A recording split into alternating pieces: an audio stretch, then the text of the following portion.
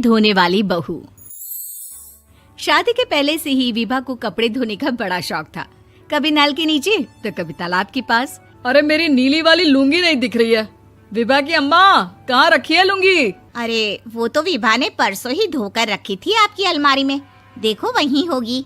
वो ना मैंने आज धो दी, मुझे लगा कि गंदी हो गई होगी। अरे कैसे गंदी हो गई थी? उसे तो मैंने पहना भी नहीं। हे भगवान, इस लड़की के कपड़े धोने की आदत से परेशान हो गया हूँ मैं। जितना तो घर में राशन नहीं आता, उससे कहीं ज्यादा डिटर्जेंट पाउडर का खर्चा है।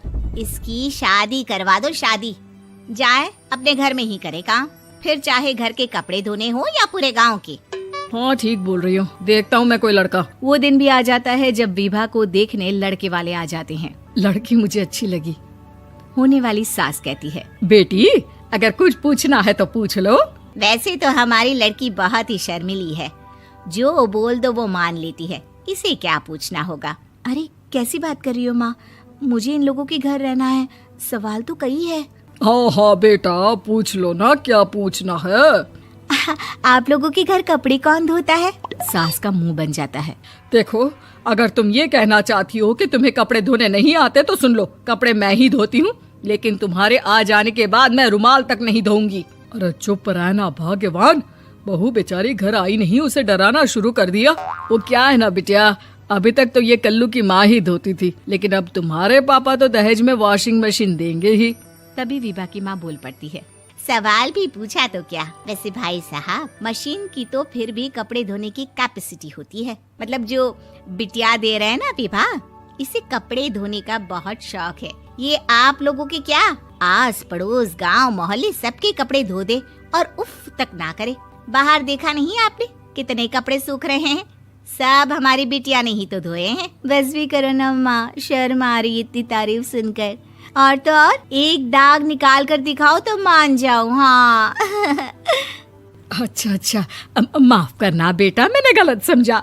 हमें तो रिश्ता बहुत पसंद है। और ऐसे जुड़ जाता है रिश्ता कपड़े धोने का शौक रखने वाली विभा का। उसकी शादी हो जाती है कोयला फैक्ट्री में काम करने वाले कल्लू के साथ। शादी के बाद अचानक विभा चिल्लाती हुई सास के पास आती है। सासू माँ, अरे सासू माँ कहाँ है आप? ये तो धोखा है, धोखा दिया आप लोगों ने मुझे। इसे ससुर के चक्कर के बारे में पता चल गया। अरे तो उसमें तुझे क्यों धोखा मिला है? अरे नल में पानी नहीं आता, कपड़े कैसे कब धुलेंगे? अच्छा, तू पानी नहीं आ रहा उसकी बात कर रही है। तो आपने क्या सोचा? कुछ नहीं। अच्छा, तेरी माँ ने कहा था कि कपड़े धोने का शौक है तुझे, याद आया मुझे। शौक बोलकर कपड़े धोने वाले मेरे जुनून को कम ना आके सासू माँ, कपड़ा धोना मेरा गुरूर है। तभी पति भी वहाँ आ जाता है। अभी मैंने इसे सनी देओल की फिल्म दिखाई है, उसी के डायलॉग मार रही है माँ। अच्छा सुन, साफ साफ बता रही हूँ, पानी सुबह 4 से 6 और शाम को 10 से 12 आता है, समझी? विभा टाइमिंग सुनकर हैरान हो जाती है। ये क्या भूतों का मोहल्ला है? सुबह 4 बजे उठकर कौन कपड़े धोता है? 4 बजे टंकी में पानी जाता है, फिर सारा दिन धोना ना, किसने मना किया? अरे कैसी बात कर रही हैं? 200 लीटर की टंकी में कितने कपड़े धो लूंगी मैं? सुबह ही उठ जाऊंगी मैं। अब क्या था, विभा सुबह 4 से लेकर रात के 12 बजे तक कपड़े ही धोती रहती। एक रोज सास पड़ोस से निकलकर कहीं जा रही होती है कि साथ वाली कहती है, हाँ कल्लू की माँ, जरा ये बताओ कि 2 साड़ी है, 2 ब्लाउज और एक पेटीकोट और एक नाड़े वाला लंबा कच्छा। हाँ तो? अरे तो क्या, कितना लोगी धुलाई ये बताओ। धोबन दिख रहे हैं हम क्या? हमारे पति सरकारी नौकरी से अभी रिटायर हुए हैं और बेटा सुपरवाइजर है कोयला फैक्ट्री में। धोबन समझ रखा है हमें? हाय रे कल्लू की अम्मा, माफ कर दो, वो तो मोहल्ले में यही सब बता रहे थे कि तुमने बहू को कपड़ा धुलवाने के काम में लगा दिया है। सास को पड़ोसन की बात सुनकर गुस्सा आ जाता है। वो घर पहुंचती है जहां घर के बाहर ही इतने सारे कपड़े सूख रहे होते हैं जितने कि किसी धोबन के घर पर। अरे ओ कल्लू की दुल्हन, बाहर निकल।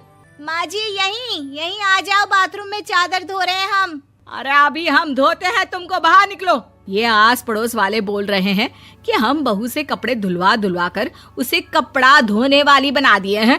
अरे छोड़ो ना माँ जी, किन लोगों की बातों में आती हो? आस पास के लोगों का तो काम ही होता है कि वो किसी तरह सास बहू को लड़ा दे। बहू सारे घर के कपड़े धोती है, ये क्या कम है? बोलिए। सास को भी लग जाता है कि वो बहू का ये सनकीपन नहीं छुड़वा सकती, इससे अच्छा है कि खुद ही चुप हो जाए। एक रोज सास और बहू मंदिर जाते हैं, जहाँ सास की साड़ी वहाँ खड़ी भीख मांगने वाली से मिलती है। माँ जी क्या बात है, आपकी साड़ी उस भिखारन से कितनी मिल रही है ना? हाँ हाँ देखो तो, दोनों की साड़ी मिल रही है। क्या बात है कल्लू की अम्मा, तुम खुद को तो अफसर की बीवी बताती हो और ऐसी सिंपल सी प्लेन साड़ी पहनकर घूमती हो। सिंपल और प्लेन नहीं है ये साड़ी। तो क्या सोने के धागे से फूल बने हैं? कुछ भी सासू माँ, कुछ भी। हाँ बने थे इस साड़ी में सोने के धागे से फूल। मेरे पति लेकर आए थे मद्रास से स्पेशली मेरे लिए 10,000 की।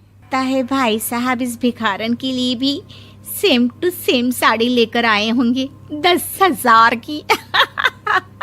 सास उस वक्त कुछ नहीं कहती, लेकिन बहू के साथ घर आती है और अलमारी से एल्बम निकाल कर लाती है। ये साड़ी देख रही है, ये वही साड़ी है जिसे मैंने अभी पहना था।